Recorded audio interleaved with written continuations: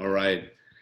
Everyone, I really appreciate you joining us at Montana Mountaineering Association for our fourth speaker series. We've been putting these on monthly, as you know, if you've joined us in the prior months, where we had Maiza Lima talking about her immigration to America, Marcus Garcia talking about the mentor and the Climbing Grief Fund, among other things.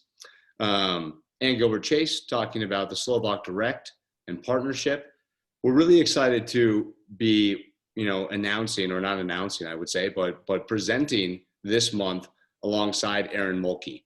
Many of you in the Montana, Wyoming, Colorado area know Aaron, not only through First Ascents that you may have climbed, but also through kind of just the repetitive community stoke that he provides in all the First Ascents and the mentorship and his activities in Cody. He's really, an energy provider to our community.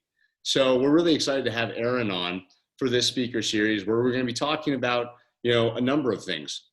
Aaron's path into climbing, how he finds his passion today, his first ascents, and also kind of some future plans in the South Fork area. But I just want to quickly remind you all that the Montana Mountaineering Speaker Series is put on by us at the MMA as a nonprofit. And really, what it is intended to do is it's intended to be a conduit in these times of coronavirus and social distancing, to bring people together, to bring these stories together that you would be having at Ice Fest, that we would be attending quite possibly. For those attending Uray in the upcoming week, congratulations for those local, but a lot of us are socially distanced.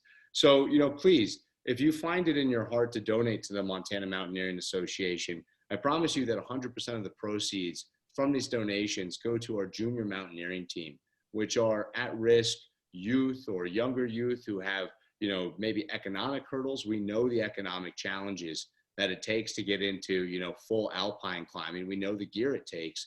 So we want to not only be a mentor to the junior mountaineering team, but continue to provide mentorship to the greater Yellowstone ecosystem and Montana community of climbers, and provide resources to you. So without further ado, I want to introduce Aaron Mulkey, a dear friend, but also a great representative to our community. Aaron, thanks a lot for joining us this month. I really appreciate it. Yeah, thanks for having me. So I think that, without further ado, we can get right to the point, which is, what was the cost benefit scale of you taking an hour, out of your day? You've been 21 first ascents this season. Can you just talk to us about this season in particular? How it started, where you are now, some of the fun you've had along the way. Well, we're actually, the number is now at 24 first ascents for the season. For 2019, I think it was 46 new routes. This season was a little rougher start, although we did climb ice beginning of September. I think it was like September 16th, something like that. We actually did a new route and climbed another route that was there. So it was seemed like it was going to be a very exciting start to the season when you're climbing in mid-September. But for all of us here in Montana, Wyoming, then it got really dry and pretty much warm. But then by late October, things really started to kind of form up. And it just kind of took off fast. I got lucky and really just finding a place that I really wanted to spend a whole lot of time, and really focused in on that, and took as many days off of work that I could to go up and climb, and rallied in a buddy, John Jugenheimer from Salt Lake, to come join me. I basically picked up the phone after the day I'd climbed up there, and I'm like, you need to get in the car right now. And he's like, I am getting in the car right now. I'll see you tomorrow. And all I had to do is take a 15-second video and send it to him, and he was in the car. So it was a good start to the season. It's been really fun because I've actually mostly climbed new routes just about every day I've been out. Haven't really had to do a whole lot of repeats of anything, so that's been kind of fun. That is really fun. That is really fun. Now, for some of the community that's on this presentation, they are from our area, and some may not be.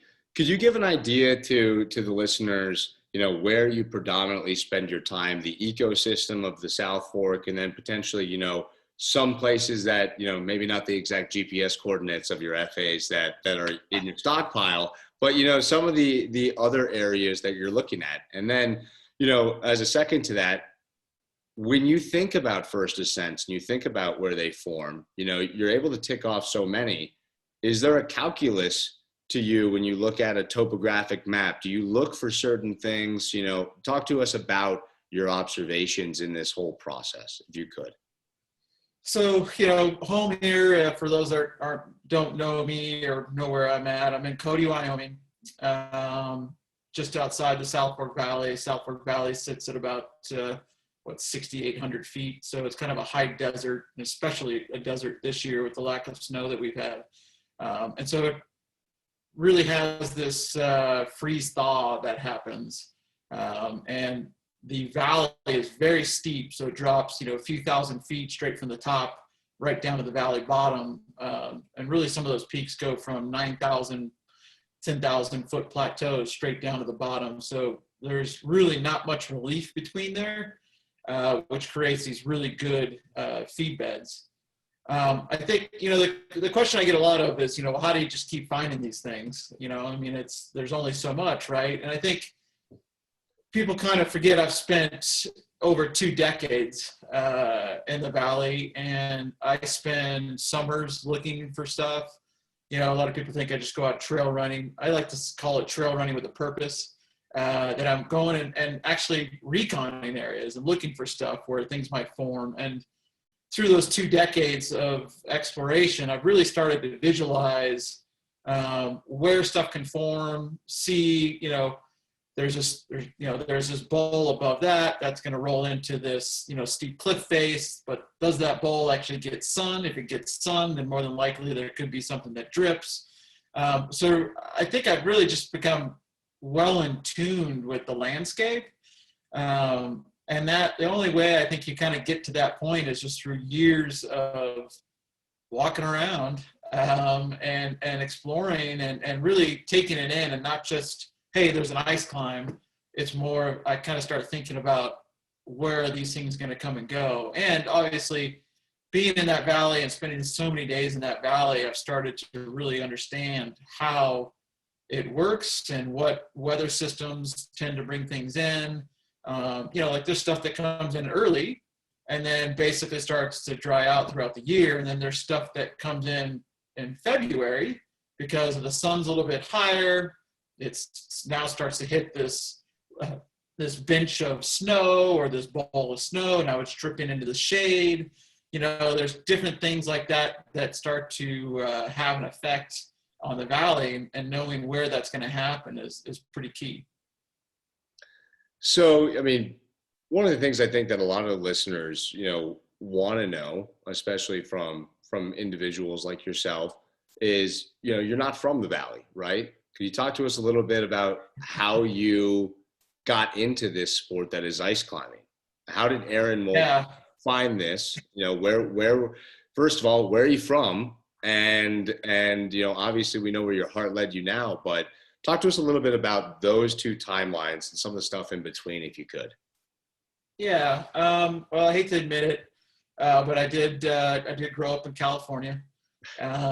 Grew up in Fresno. Unfortunately, never really climbed at that time. I didn't know I was, right outside of Yosemite. Moved to go to college in Colorado. My family had moved there. And so as soon as I graduated, I was on the road, showed up in Colorado, and got a job at a manufacturing plant and was kind of going to school at the same time. And this guy's like, hey, do you want to come rock climbing? I was like, I don't know, sure, I'll try it. And so he took me out rock climbing in El Dorado and had a good time. And that was kind of it. And then winter came and he's like, hey, my partner bailed. Do you want to come try ice climbing? And for anybody that's been around for a while, this is back when Boulder Canyon had ice. Which on the backside. well, right in Boulder Canyon, there was the seeps from the water tube that came down from Netherlands, and the climbing was quite good. There was lots of ice in the canyon, and little I know, I mean, I climbed something that who knows will ever be there again, but I got drug up this pillar. But for some reason, I had just a fabulous time. Like, it really connected with me. I really enjoyed it. And then the second time going climbing, it was on my birthday, and I was going hunting, and I was actually coming to Cody with my dad to go hunting. And my buddy's like, "Oh, I just read this article. There's some ice climbing at Cody. You want to, maybe we'll go down there." I was like, "Well, yeah, I could go down there." So I rode down with him and then met up with my dad later, but drove up the valley for, pretty sure it was my second or third time ever ice climbing. And it was just like, oh my gosh, like, this place is unreal. Like, there's just ice everywhere. And so that had been in 97, 96, I think. Which were really good years in the valley. So it was ice everywhere. And from that day, I just fell in love with the valley. I fell in love with being in Cody, the landscape here. And it was, I believe, in 1998, 99, I think it's 99, I moved to Cody. I was still going to school. The company I was working for was like, "Hey, we've got this sales position. It covers 4 states: Montana, Wyoming, North Dakota, South Dakota. You're going to spend a lot of time on the road." And I was like, "Sounds good. Sign me up." So I moved and, did my sales territory, basically Monday through Thursday. Would always get back into Cody Thursday night and would go climb Friday, Saturday, Sunday, and then hit the road again. And that was kind of my life for a couple of years. And I remember my buddies thinking, "What are you doing? Like, you're moving from a college town, you're single, like, dude, your dating life is going to be horrible. Like, you're moving to Cody, Wyoming." I'm like, "I don't care, man. I want to go ice climbing." Like, ice climbing was my priority. I could care less about anything else. That was my passion. And so I left everything else behind. Well, one of the comments that were made, and just so everyone knows, keep on putting your comments into the feed. We're going to get to the Q&A section after the live streaming of the pursuit. But, one of the comments was, "Nobody blames you for leaving Fresno." So we're very happy that you were able to come up here. You talk about loving climbing, and falling in love with ice, which is, for a lot of us, it is something that happens, right? There is something about ice climbing, especially if you have done a lot of rock climbing, right? You've understood that there are some, points of rock climbing where you have to contort yourself, where you have to do a move a certain way, right? And then when you're introduced to ice, especially in lower angle ice, you're able to kind of paint your own route, right? And make your own way a little bit until you get to some of the higher grade stuff. But, getting to that higher grade stuff and getting to, that equivalent where there are only certain ways you can do things, right, takes a lot of maybe guidance and luck and hard work. But one of the things we focus on at MMA is mentorship. And I'd love to hear a little bit about the people in your life that, maybe not rolled out the red carpet, but, in our world, in the, flip the coin and said it's your lead. Who are the people that played a pivotal role in you resulting to be the climber you are today? Unfortunately, I didn't actually really have a mentor. And that's why I really believe in what you guys are doing, because I am very much lucky to be here. I can remember setting up a top rope, running through cord. I can remember all kinds of just things that you would just be, "Are you kidding me?" And because when I was so, I was so passionate about going climbing, and when I moved here, even today, there's very few ice climbers here in town. When I was here, it was, Todd and some of those, he had kind of, I think at the time he had kind of slowed down a little bit. He had some kids and things like that. So there really wasn't anybody here. So I was literally dragging people out to go climbing with me. And I was the most experienced person, which was really scary. I remember my first lead on my first full year of ice climbing. I led the designator, and it took me 2 hours. I think if I did that now, I probably would have been pulled off the climb by the people waiting below.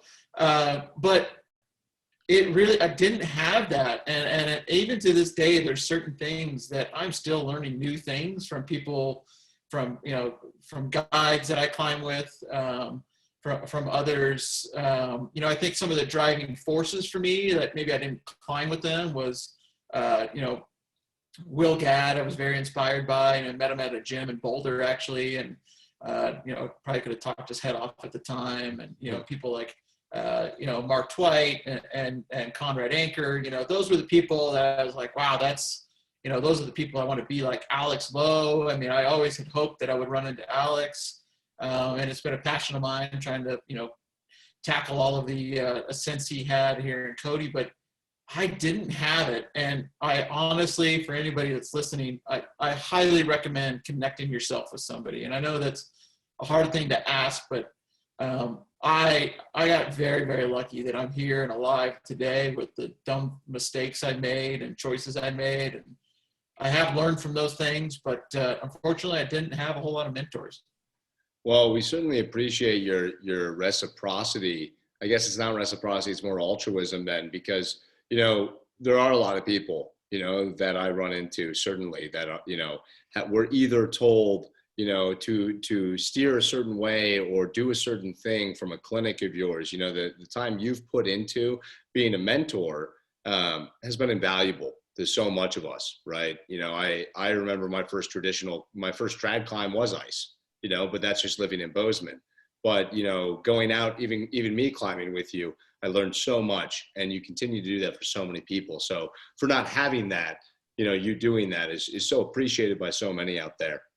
I think just, reminding people that nobody knows, like, even I don't know everything. I guarantee you I don't know everything. There's people that know way more than I do. And we all, have these little tricks and things that we learn, and there's never a dumb question. Ask them. Don't assume that you should know more than you do. And I do think, just being at festivals and crags where there's other people, I think we all assume that we should know more than what we do, or we want to assume we're better than what we are. And, there's none of that. I mean, I think we all need to be more open to that and not make judgments. And if somebody wants to come and ask a question, then, don't look down on them. We're in that place. And I really appreciate it when people come and ask questions. They feel comfortable with it. I try to answer every question I get on Instagram through direct messaging, because I really do want to help people. And I realize how difficult it was and how dangerous it was for me in my ice climbing career, trying to figure it out on my own. Yeah, certainly. I was talking to a dear friend who's a big skier, and he said, he's getting into ice climbing, and he said, there's not a lot of Jerry of the day commentary in the ice climbing world. There is some, but there's not so much, because just letting that kind of activity exist just creates danger. Whereas, you see that at a resort, at a ski resort, maybe it's something that's less, puts another person on the other end of the line at risk. And that kind of consultative mentorship that you do, and especially on social media, giving access to so many people outside of clinics, I know is making an impact, certainly helping our community be safer. One of the questions I think that is really useful for us to go into now, or actually pertinent to the conversation, is from Ben Garza. And he said, Aaron, how do you determine or confirm your routes or FAs? Have you ever been wrong? Yeah, actually, usually if I'm unsure, I'll reach out to individuals. Have you seen this? And for the most part, there's only a few people that have been here longer than I have. I shouldn't say more. There's a lot more than a few, but there's the pioneers of Montana and Wyoming. I think we're all aware of those names. And I usually would reach out to them and just ask them, have you seen this thing? Are you aware of it? But yeah, and I'm pretty careful about that, making sure before I start calling something. And if I'm unsure, a lot of times, I haven't heard back from somebody, or I'm still researching, and I'll just say, potential FA. Yeah. Because you don't always know sometimes. Most of the stuff in the South Fork, by spending 2 decades here and being a part of the original guidebook, I kind of knew what was already in place. When I start going to other places, then I start to kind of think about it and reach out to others. Most of the places, a lot of places things I've done, people may not even want to go back there. I can think of a few last year that I'm not sure I want to go back and do. There were long days and long hikes. I can raise my hand at a couple times that it wasn't until I got out of the park that my car fully defrosted. So yeah.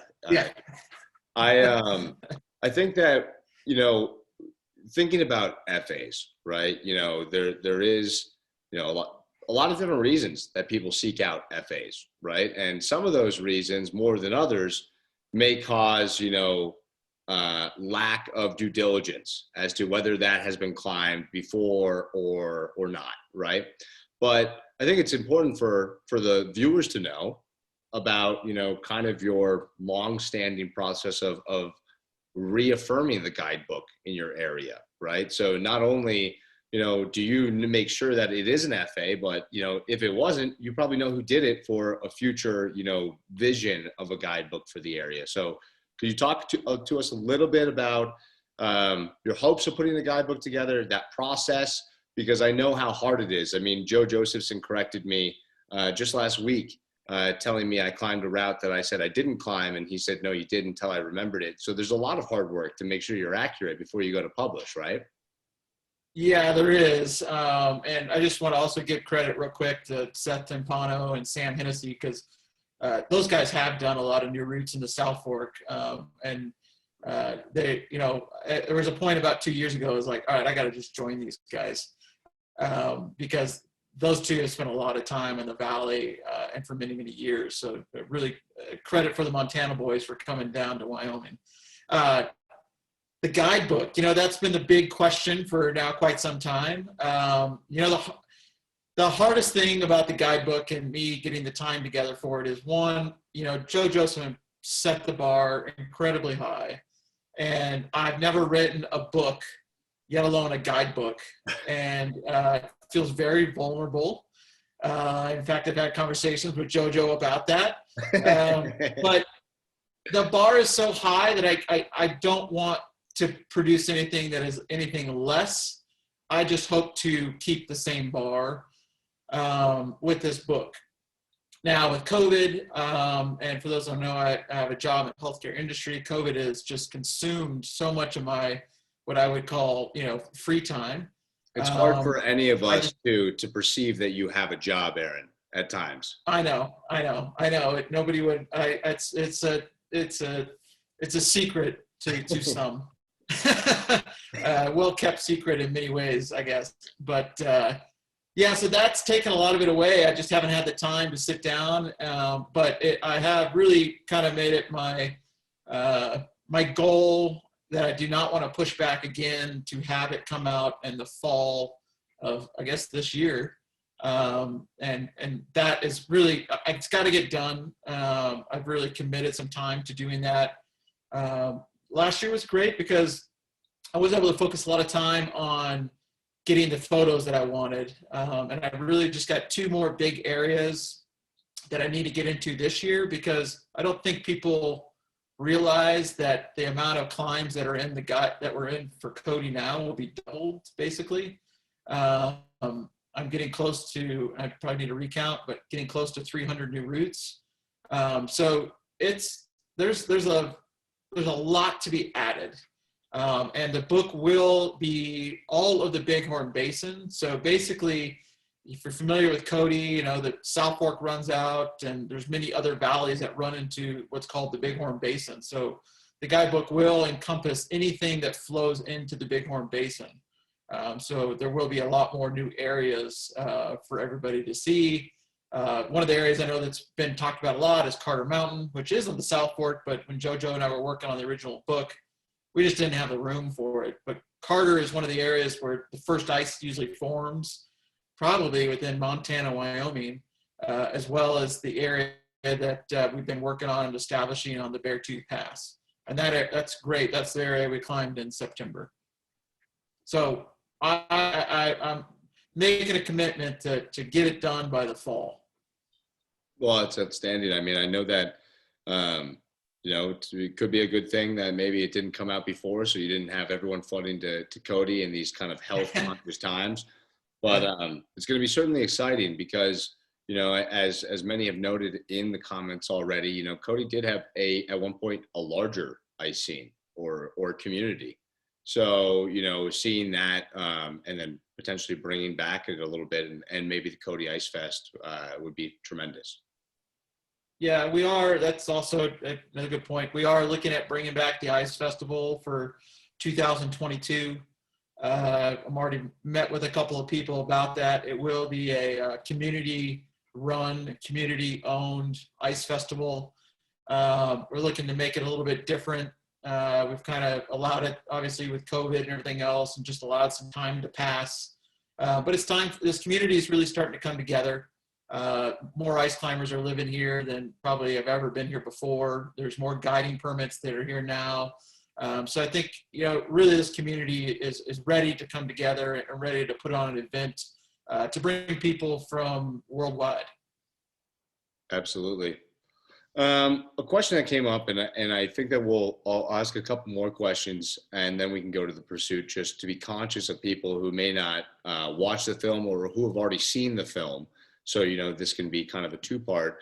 Could you tell us a little bit about, your current, affiliation with Grivel? The question in particular was, how did you reach a point in your climbing that you became sponsored? That's a good question. I certainly know it wasn't you singing, blowing your own trumpet, but I think someone wants to know, how did, Aaron Mulkey and Cody, Wyoming get reached out to? What was your thought process around that, et cetera? Yeah, actually, it came from, I think, a friend of a friend type of situation was aware. So Cold Fear started in 1999, believe it or not. And I was doing condition updates and things like that, and blog posts of all, everything I was doing, new routes, same routes, photos. So it kind of became the resource. And Rab reached out to me and said, hey, we'd love to work with you. This is when they were really starting to come over from the UK. And that, that was years down the road. So I think I've been with Rab, I think, since 2000 and I want to say 2006, 2007. That's where that started. And then it really kind of just started going from there. The next thing I had is I went to an outdoor retailer show for Rab to help him out, to set up booth and help him at the booth. And Nikki Smith, who was kind of the marketing manager for Liberty Mountain, who distributes Grivel and Vial ropes, approached me, and that launched that relationship right off. And then, Hyperlight and all those, it just kind of all comes together, and I don't just take sponsorship from anybody. I really want to try the gear and get out and test it and make sure that it's something that also works well for me. Last thing I want to do is be using equipment that, somebody gave me and they want me to promote and it doesn't actually work. No, I mean, I certainly know that to be the truth in your conversations with Hyperlight, and how much you put your pack through before finally settling on the pack specs that you thought would be really useful. So, I know that I am looking forward to my new Hyperlight, but the issue with Hyperlight is that they're so darn good that I don't know when my current Hyperlight's ever going to retire. So, it's going to be a while. Yeah. Just a couple things I want to know before we go into the pursuit is, one of the questions that was asked was, what advice would you give someone who's comfortable leading water ice 3+ and wants to get into leading 4s and 5s? So what are some of your tips that you would provide in a clinic when transferring over to maybe, over a bowls to a steeper head wall? Okay. There's a couple of really big things, and I say it all the time, and my tech tips on Instagram is footwork. Footwork is so important. And I don't think that ice climbers spend enough time focusing on their footwork. You know, whether it's using the side step, but getting off of your front points whenever you can, especially if you're climbing grade 3, there's a lot of times you can get off of your front points. And I think that's going to be really important for somebody that's trying to progress. The other part is, you know, when you're swinging, a lot of times I see people are always locked to those tools: swing, swing, kick, kick, swing, swing, kick, kick, swing, swing, kick, kick. Think about swing, swing, you get it. Hand goes off that tool for a second, hand goes back onto that tool. And really what that allows you to do, it keeps your hands warm, but also allows you to get that blood circulation back into there, and keeps you from pumping out as well. People pump out because they're just, think about it. If you stay like this the entire time, they're going to get pumped out. They're going to get cold. So it's just a little trick to get yourself into, just letting go of that tool, coming back to that tool. That is the most important part. And I would say the other thing is get comfortable just getting on a top rope, you know, and being on harder stuff that maybe you're not quite as comfortable. Get comfortable with the footwork, get comfortable with your tool placements, get comfortable placing screws. I think that is really important. I think choosing where you're going to put your screws in before you ever leave the ground is also a really important thing. I think we're climbing, we're like, oh, I want to get a screw in right here. I'm only 5 feet above my next one, but I want to put it in right here. And you're not in a very good position. Whereas if you move maybe 1 step, 2 steps up higher, you get a side foot. You can get your hip into the ice, maybe get to the side a little bit to get your weight off your front feet, or off your toes and into a heel, and then put that screw in. So really think about where you're stopping to put your screws in versus, I want to put a screw in right now, I'm going to put a screw in right now. Think about your body positioning and relaxing as you put those screws in. Those are really important things. Absolutely. Another question from Joe Lee is there a book or any learning resource you'd recommend for ice climbing? Aaron, you first. Boy, you know, I know Sean Isaac has been doing a bunch of I think they're doing some Falcon guides on learn to ice climb. There's some good stuff there. I think the best thing is go to a festival. Yeah. Learn from the best that are there teaching those clinics. Pay a guide. You know, I mean, I think, yeah, guides are expensive, but you know what? Your life is priceless. And what you can learn in going out with a guide for a day or two it's priceless. I mean, I know when I climb with guides like Sam Hennessy and Seth and others that I learn a ton, you know, and I've been climbing probably longer than some of them, but I learned so much from being with them that I feel like there's so much valuable things that guides have. They're doing it every day. Go get a guide, go to a clinic. I think those are really valuable resources. And I see, you know, the Montana Ice Climb, Southwest Montana Ice Climbing Facebook page. There's always people out looking. Seems to me there's people open to going out with people and maybe helping them or mentoring them. I don't know, but I always be careful about that. But I don't know. I think we got a really good community there in Bozeman. So for those that are in Bozeman, you got a great community for that. Others, go to a festival, hire a guide. It's worth the money. 100%. No, I couldn't agree with that more. For those who want some additional reading, I think that Blue Ice, it's hard to get, but if you find it, Blue Ice put out a really good book called The Art of Ice Climbing, and it goes through basically, everything that we know about ice, and it's pseudoscience and science, but, without further ado, we're going to get into The Pursuit, which is Aaron's film about kind of exactly what we talked about. His passion for hunting out there for new areas. And before we get into that, Aaron, I wanted to know if you had anything to kick us off, what this film meant to you, because, shortly afterwards we will have some opportunities for Q&A, but I want you guys to remember one thing in this film, and it is the phrase "a Mulkey mission." And I will tell you, while it said, if you get the opportunity to go on a Mulkey mission, don't take it.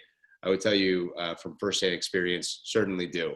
Climbing with Aaron is a fantastic privilege, and he's a really open person to be with. So, Aaron, any things you think about The Pursuit or should we just kick it off?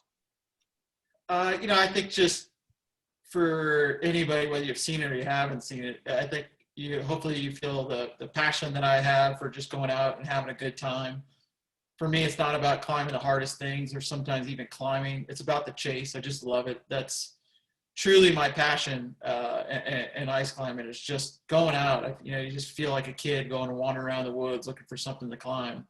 And I like having a good time. And I hope for people that, watch it can also see that, it's all about having fun, and as a, professional ice climber, you'll see we're out there having a good time. We're giving each other a hard time. We're asking questions. We're doing different things. Like nobody's perfect. And the most important thing is to go have a good time. Absolutely. All right. Well, bear with me and I'll get this pulled up.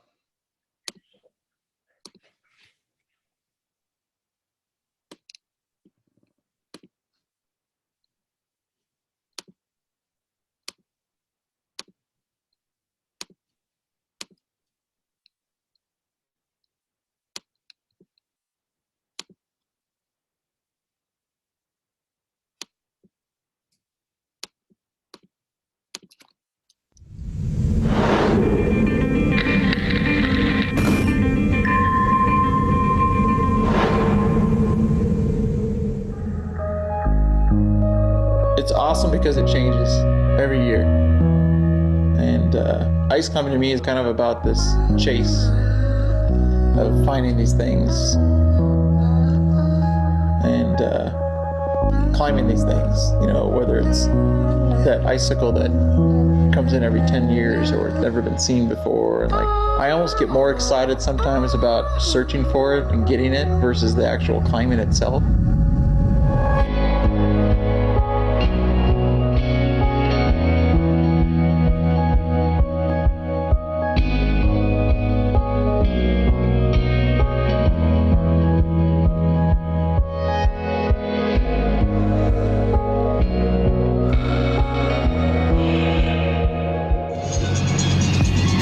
Steve-O? Going on an adventure to the Toos.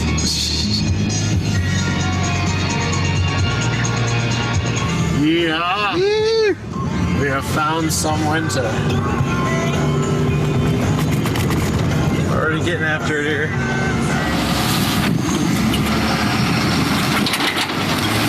Yeah! We're loaded down, going the redneck way. Got some ATVs, got the packs loaded on, some skis.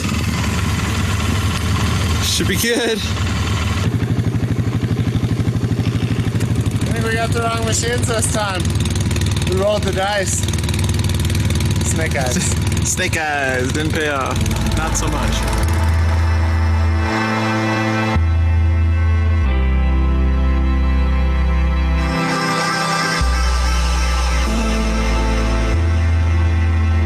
Well, ATVs didn't work, so we went to phase 2.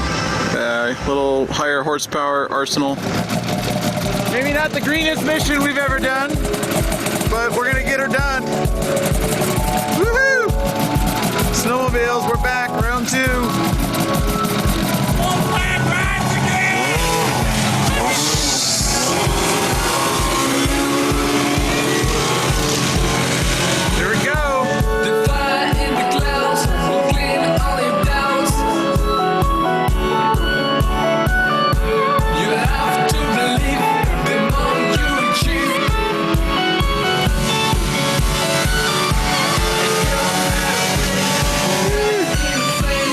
This is the point where we like to remind everybody we are not snowmobilers. We are ice climbers, not snowmobilers. But just having a hell of a time getting up this hill, powdery. Exploration for me is about the camaraderie with friends and going out and doing these awesome ice climbs, these incredible adventures, and there's no script for it. We have no idea what we're going to find that day. We have no idea what the next week is going to be like. There's nothing that's scripted there. And so for all of us, you don't know whether you're going to find some water ice 3. You don't know whether you're going to find, the next greatest thing, big pillar or whatever it might be, or the next best waterfall or kayaking creek, whatever it is. Like, it's totally unknown. There's nothing there to kind of get worked up about. There's nothing to prepare yourself for because you don't know what you're going to find. So what exactly are you doing here, Mulkey? I'm going to attempt to cross the logs. Not the smartest decision of my life. We're about... Oh, you mean under that ice right there that's about an inch thick with a big crack? Yeah. Okay, cool. Not the smartest decision, but... Well, I'm we're only taking... like an hour from the car, and... Well, the car is about 2,000 feet up. Car's up there. You brought a lighter, right? Could start a fire? Yep. The thing about Aaron is he's always got that sense of the unexplored, It's always off to the next thing, and that's the uniqueness of his personality, is that he has this way about him that he's just always looking for what the next adventure is. If there's beta about a climb, then he's probably not interested. It's never like, oh, this climb's in good shape, let's go have fun and climb it. It's like, no, that climb's in good shape, but let's go around the corner. We might find something new.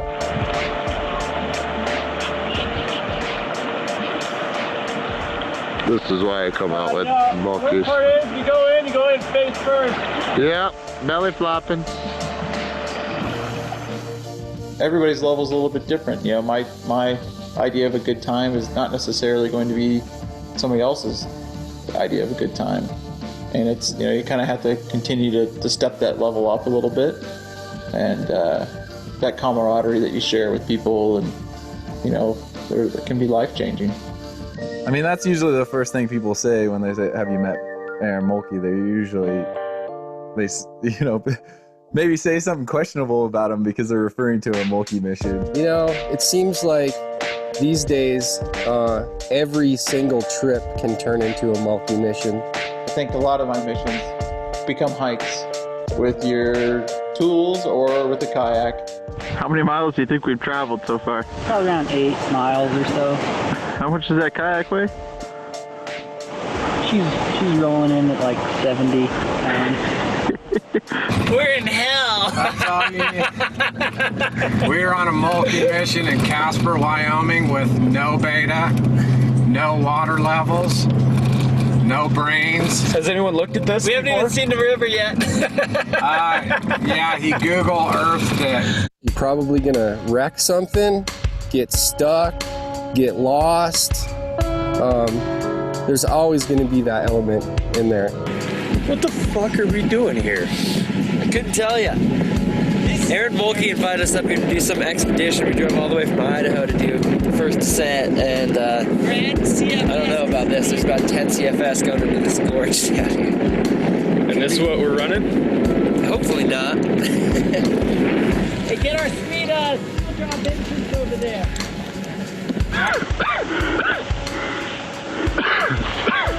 What, are you tired? Oh, God. It could probably be some of the most pain and suffering that you've ever endured in your life. Dude, fucking Mulkey's a dick. He's a dick. You went through the same shit I did. You just lucky you can see out of that fucking camera right now. It was fucking terrible. It was terrible. That was the worst run I've done in my entire life. How long have you been boating? A long fucking time. It's a process of finding people too, like trying to find people that are willing to go on these blind missions with you and to go do that. They've got a couple weekends to go do out of the month, and they don't want to go walking through the woods looking for stuff that may never come.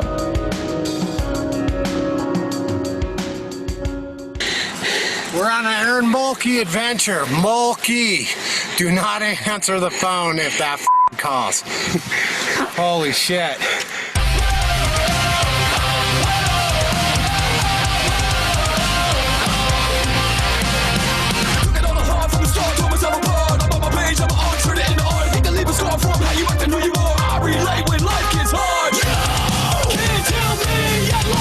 Succeed.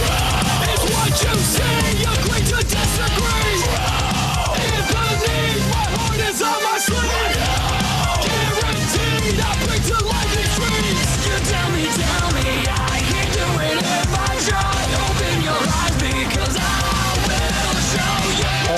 shit, Mulkey. Aaron Mulkey, if he calls you, do not pick up the phone. Because he sucks. So, Doug. Yeah.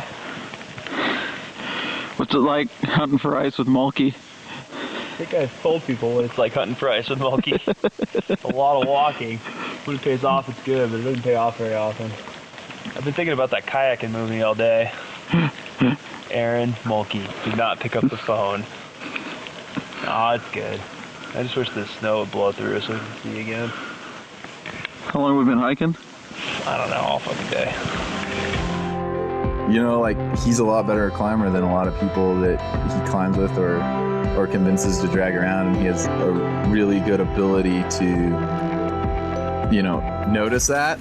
He can kind of see when somebody's kind of getting scared, and he kind of like slows it down and goes, hey, here's what we got to do, you know, and then kind of like bring them up and kind of like bring them back in. It's like you're doing like hot yoga or something, and you're like gonna pass out, and you're like, come back to us.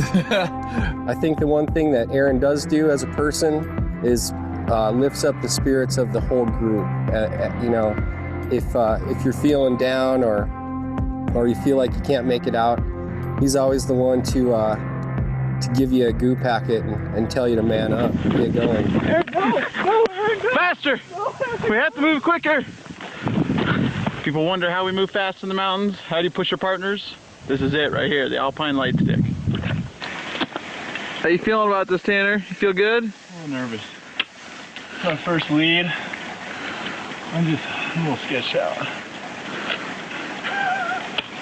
Well, you really match your tools and your jacket. That was weird. Oh, fuck! Fuck! What? I almost just died.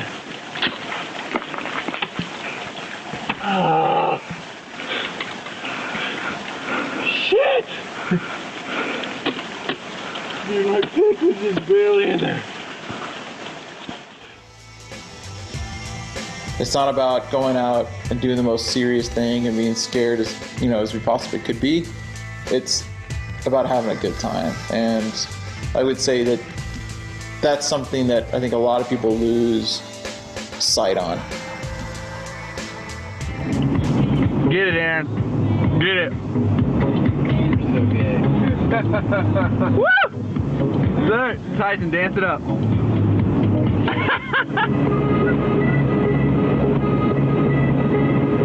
Wonderful Wyoming. Traffic in Wyoming, it's ridiculous.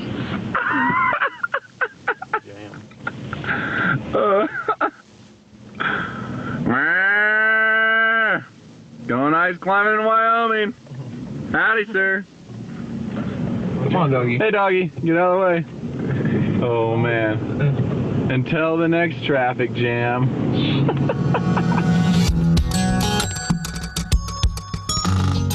Wyoming for me is like a blank place on the map.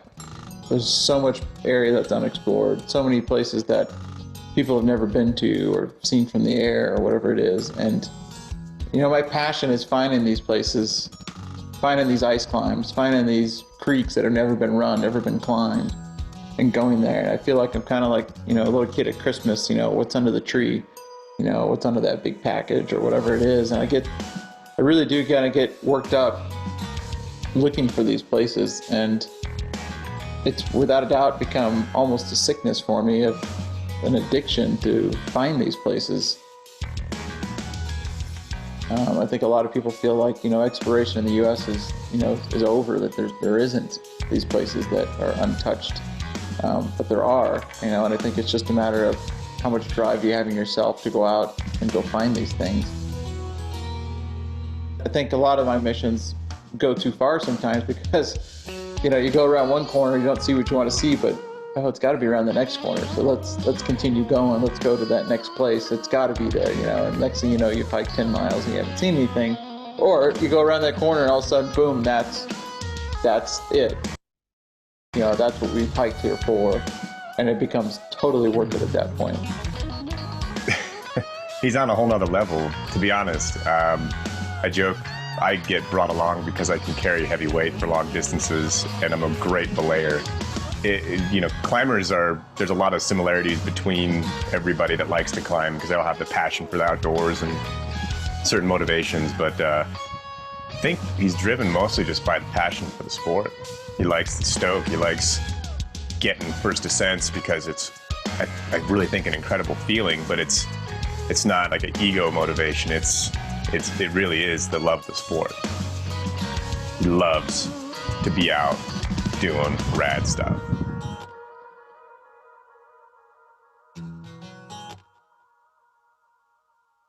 This is what Cody climbing is, everyone. Don't come here.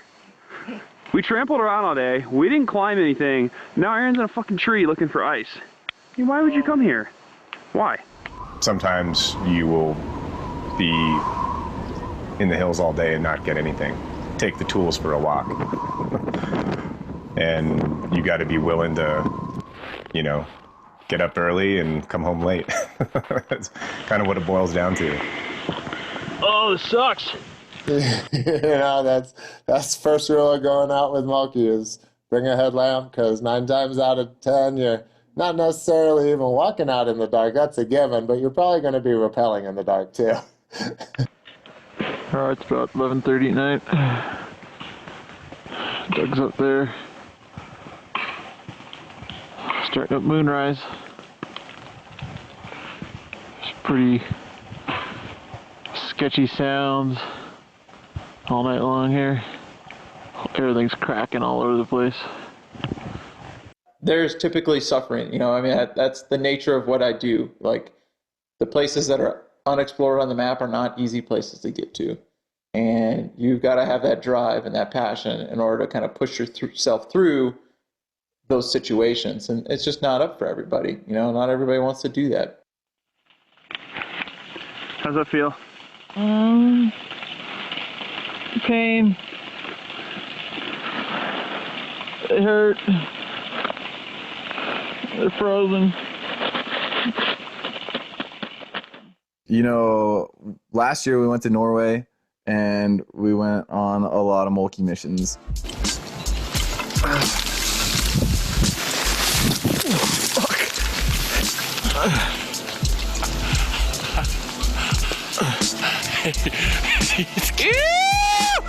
He's getting fucking nude. Oh, God. Yeah! I just instantly fell in love with the country.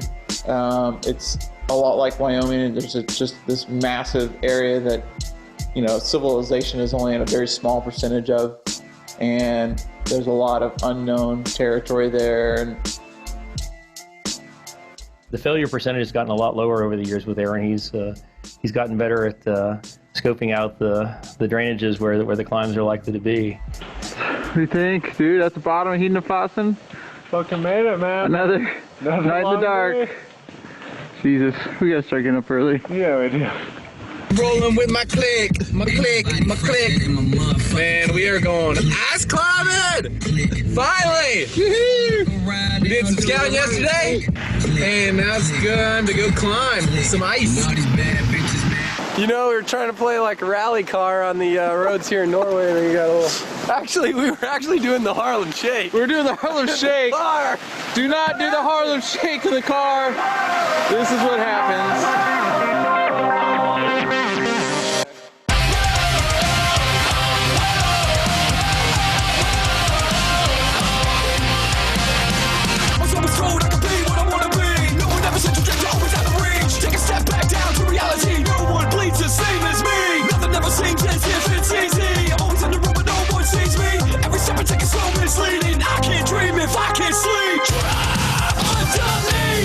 Just killing me. My beliefs give into this disease. So tightly, eyes open when I sleep. Unsightly from what you made me be. You tell me, I can't do it. I've gotten really good at reading maps and seeing areas and seeing where there's potential, how things are going to form, what the weather's going to do. There's probably more hiking than anything that goes into it.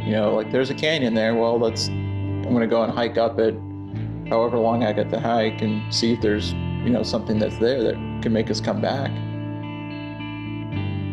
Flying is great. You see more terrain than you could ever imagine, and I can explore, years worth of terrain in the air. But then you find these places and you see these things and all you want to do is quit your job and just... Even if there's not a payoff in ice, there's a payoff in getting out into the backcountry up there that's, so remote and rarely traveled, and it's just a beautiful country. That even if we don't climb ice, I still have a hard time complaining about Mulkey missions.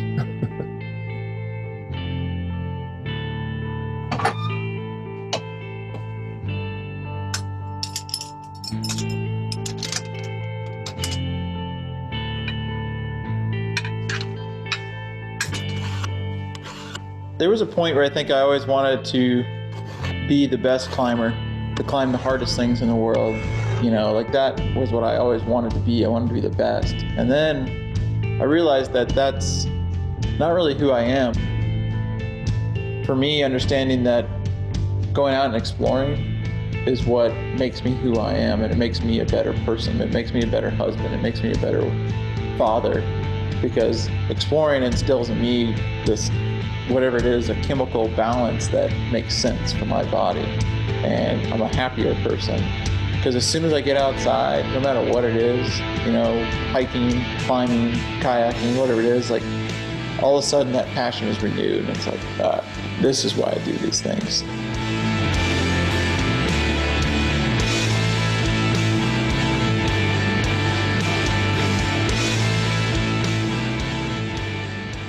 Stumbling around the woods paid off.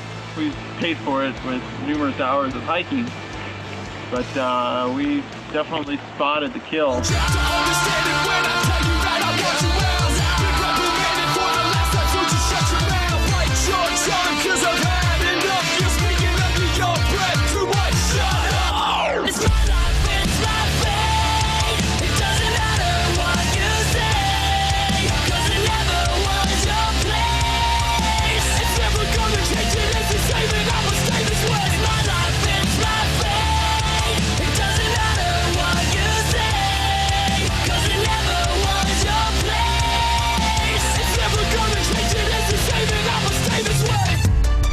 What I truly enjoy is when somebody goes and does a route or goes and does a creek that I've done, and they come back and they're like, oh my God, that thing was absolutely incredible. That place is awesome. I've never seen anything like that before. Getting that back from people truly just it puts a smile on my face. I think... College boy! Oh, down here, college boy!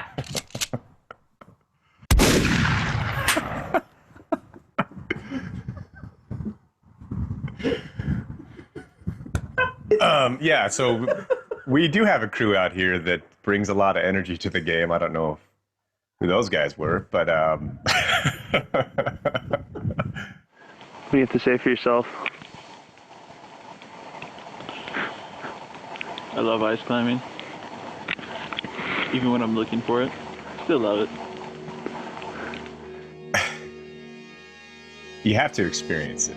During the Mulkey mission, it's brutal. You're getting beat up. It's what you call type 2 fun. It's not fun while you're doing it, but then afterwards, yeah, that was awesome.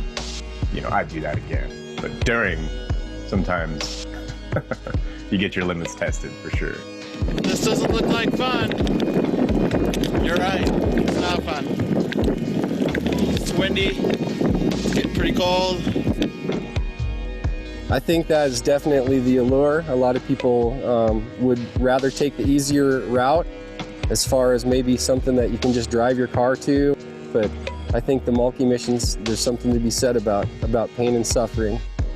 A lot of people will say, if Aaron Mulkey calls your phone, do not pick it up. But I say pick up the phone if you've got it in you.